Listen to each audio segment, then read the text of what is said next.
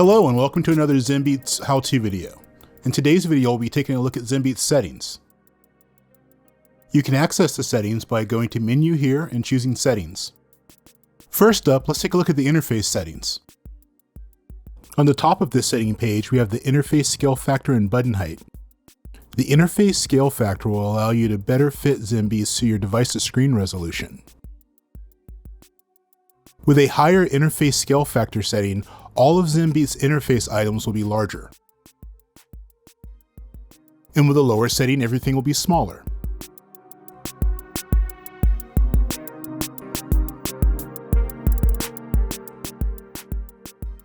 And the button height parameter will change the size of the buttons, such as the record button and play button in Loop Builder.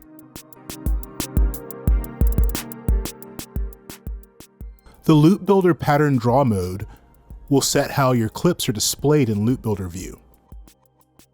The draw pattern mode will show you a preview of the notes in your patterns. Draw wave scroller will show you a scrolling waveform view when the patterns are playing.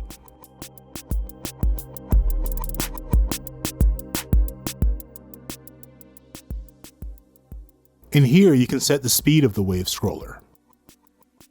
Next up, we have color schemes. We have many color schemes to choose from, such as bright schemes like the 909 Days, and dark schemes like Midnight and 808 Nights. Next, let's take a look at the general settings here. The device name will be the name that is displayed when you're transferring content from one copy of Zenbeats to another using the song transfer feature. The user content folder is where all of your content will be saved, like songs, presets, and recordings. On Mac, PC, and Android, you can change that location here. This will allow you to set your user content folder to any location on your device. Next, we have New Song Default. This setting will determine the view that each new song opens in. You can set this to open in Loop Builder view or Timeline view, with the drum editor opened or closed.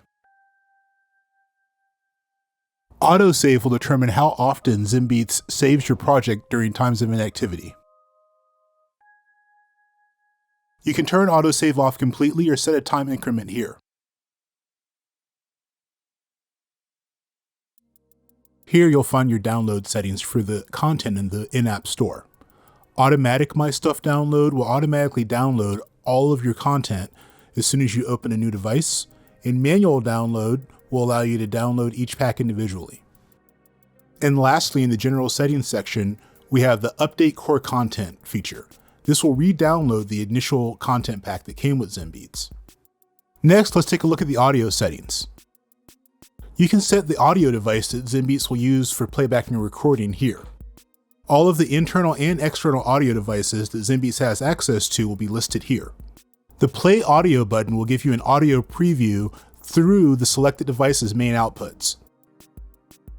Your recording latency and sample rate will be displayed here, and you can change your buffer size in the drop-down menu here.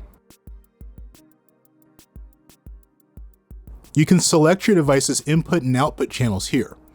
The highlighted channels will be the ones that are available for input and output inside of Zenbeats. Next up, we have the MIDI input settings. Zenbeats offers 8 slots to select your MIDI input devices. Each selected device will have a settings tab here. In the device settings, you'll be able to set up how Zenbeats interacts with any attached expression or sustain pedals, incoming MIDI CCs, and incoming MIDI clock data. You also have 2 general MIDI settings here. Auto load MIDI inputs will automatically load any MIDI devices that Zenbeats detects on startup.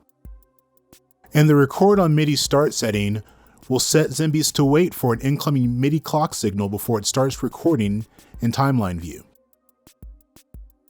Next up, we have the MIDI output settings. Just like the MIDI input page, we have 8 slots to set up MIDI output devices here. Each device will have a settings page where you can turn on or off Send MIDI Clock Out. And lastly, in our settings section, we have the third-party plugin page. The plugin scan directories are the folders that Zenbeats will scan for plugins. On Mac and Windows, the most common plugin directories will be pre-selected. You can add your own plugin folders by hitting Add Directory here.